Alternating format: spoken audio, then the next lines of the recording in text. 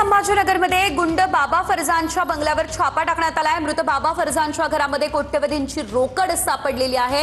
या कारवाईमध्ये 21 लाख सोनं, 4 रायफल, 5 कोटी रोकड, 500 कारतूस, तलवार, चाकू हा सर्व मुद्देमाल जप्त करण्यात आलेला आहे। शहर पोलीस आणि गुन्हे शाखा आणि वरिष्ठ अधिकाऱ्यांच्या उपस्थितीमध्ये ही गोपनीय कारवाई करण्यात आलेली आहे आणि मोठ्या प्रमाणात हे घबाड आता या ठिकाणी सापडले।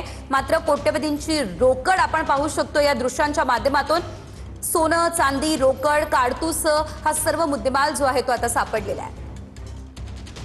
छत्रपती संभाजीनगर गुन्हे शाखेच्या वतीने 1990च्या दशकातील तथाकथित डॉन बाबा फरजान यांच्या घरावर जे आहे ते काल छापा टाकलाय आणि या छाप्यात जे आहे ते छत्रपती संभाजीनगर पोलिसाला मोठं घबाड मिळाले। आता मी त्याच तथाकथित डॉन बाबा फरजान यांच्या मिटमिटा घराच्या समोर आहे। आपण बघतोय याच घरात जे आहे ते छत्रपती संभाजीनगर पोलिसांनी काल छापा टाकला। तब्बल 21 तास ही कारवाई चालली आणि या कारवाईच्या माध्यमातून जे आहे ते पोलिसाच्या हातात मोठं घबाड लागले। मिळालेल्या माहितीनुसार तब्बल 21 लाख रुपयाचे सोने चांदीचे दागिने, 5 कोटी रुपयाची कॅश, 8 लाख रुपयाचे चांदीचे दागिने, त्याचबरोबर 4 रायफल, 500 कारतूस, तलवार, चाकू अशा पद्धतीचं आहे ते सगळं स्वरूप जे आहे ते मुद्देमालात हस्तगत केल्याची माहिती मिळते।